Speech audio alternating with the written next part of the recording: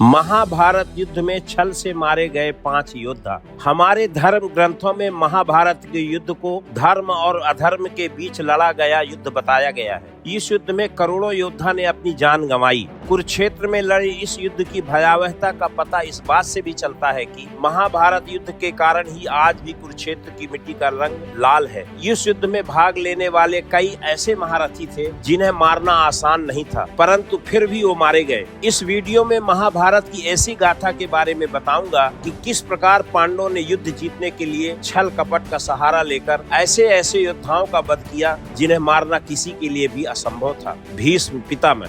छल कपट से मारे गए योद्धाओं में सबसे पहला नाम आता है भीष्म पितामह का। कौरवों और पांडवों के पितामह भीष्म महाभारत के युद्ध में भाग लेने वाले सबसे पराक्रमी और बुजुर्ग योद्धा थे। ऐसा कहा जाता है कि 18 दिनों तक चले इस युद्ध में भीष्म 10 दिनों तक पांडवों की विजय में बाधक बने रहे। महाभारत युद्ध भीष्म पितामह को पराजित किए बिना पांडवों के लिए जीतना असंभव होता जा रहा था। ऐसी स्थिति में श्री कृष्ण की सलाह पर अर्जुन ने शिखंडी को ढाल बनाकर युद्ध के 10वें दिन भीष्म को बाणों से छलनी कर दिया। उसके बाद भीष्म ने बाणों की सैया पर लेटे लेटे महाभारत युद्ध समाप्त होने के बाद अपने प्राण त्याग किए। द्रोणाचार्य। कौरवों और पांडवों के गुरु द्रोणाचार्य को महाभारत युद्ध में हराना असंभव था। ऐसा माना गया है कि द्रोणाचार्य को केवल उनका शोक ही मार सका था। भीष्म के बाणों की सैया पर लेटने के बाद गुरु द्रोणाचार्य को कौरवों की ओर से प्रधान सेनापति बनाया गया। सेनापति बनाने के बाद द्रोणाचार्य पांडवों की जीत में सबसे बड़े बाधक बनते जा रहे थे। ऐसे में पांडव एक बार फिर श्री कृष्ण की सलाह पर छल का सहारा लिया। श्री कृष्ण ने भीमसेन से कहा कि वह अश्वत्थामा नाम के हाथी को मारकर जोर जोर से चिल्लाए कि मैंने अश्वत्थामा को मार दिया। द्रोणाचार्य के पुत्र का नाम भी अश्वत्थामा ही था। ऐसा सुनते ही गुरु द्रोणाचार्य अस्त्र शस्त्र त्याग कर जमीन पर बैठ गए। इसी बीच धृष्टद्युम्न ने तलवार से द्रोणाचार्य के सर को धड़ से अलग कर दिया। जयद्रथ। अर्जुन के पुत्र अभिमन्यु को मारने में दुर्योधन के बहनोई जयद्रथ का नाम भी शामिल था। जयद्रथ को अपने पुत्र का हत्यारा मानकर अर्जुन ने प्रतिज्ञा ली थी कि अगले दिन सूर्यास्त तक जयद्रथ को नहीं मार पाया तो आत्मदाह कर लूंगा। शाम होने वाली थी और अर्जुन के लिए जयद्रथ को मार पाना असंभव दिख रहा था। ऐसे में श्री कृष्ण ने अपनी माया से सूर्य को ढक दिया, जिससे चारों ओर अंधेरा छा गया। यह देख जयद्रथ समेत कौरवों ने समझा कि शाम हो गई और खुशी के मारे जयद्रथ अर्जुन के सामने आ गया। उसके बाद श्री कृष्ण की माया से आसमान में फिर से सूर्य की किरणें दिखने लगी और कृष्ण का इशारा मिलते ही अर्जुन ने जयद्रथ का वध कर दिया। अंगराज कर्ण।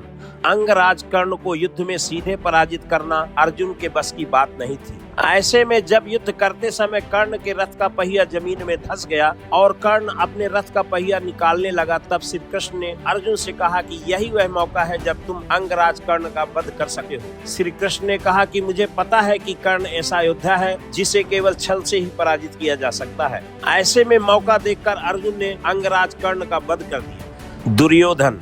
महाभारत युद्ध के अंतिम योद्धा दुर्योधन का वध भी पांडवों ने छल पूर्वक ही किया था। महाभारत युद्ध के अंतिम दिन भीम और दुर्योधन में गदा युद्ध हुआ। इस युद्ध में गदा का प्रहार कमर से ऊपर करने का नियम था, लेकिन भीम ने श्री कृष्ण के संकेत पर दुर्योधन के कमर के नीचे वार करना शुरू कर दिया और इस तरह पांडवों ने दुर्योधन का वध भी छल पूर्वक किया। श्री कृष्ण ने इस प्रकार की अर्जुन के दिव्यास्त्र से रक्षा। महाभारत युद्ध से पहले देवराज इंद्र को यह भय था कि उनका पुत्र अर्जुन कर्ण को नहीं हरा सकेगा। अतः एक बार ब्राह्मण का वेश धारण कर इंद्र ने दानवीर कर्ण से उसके कवच और कुंडल दान में मांग लिए। कर्ण ने इंद्र को पहचान जाने के बाद भी अपने कवच कुंडल दे दिए। इस अपूर्व दानवीर राजा से इंद्र प्रसन्न हुए और कर्ण को अमोघ शस्त्र दिया। इस शस्त्र को केवल एक बार चलाया जा सकता था, अतः इस अचूक हथियार को कर्ण ने अर्जुन को मारने के लिए संभाल कर रखा था। श्री कृष्ण यह बात जानते थे, अतः अर्जुन को बचाने के लिए उन्होंने भीम के पुत्र घटोत्कच को युद्ध क्षेत्र में भेजा।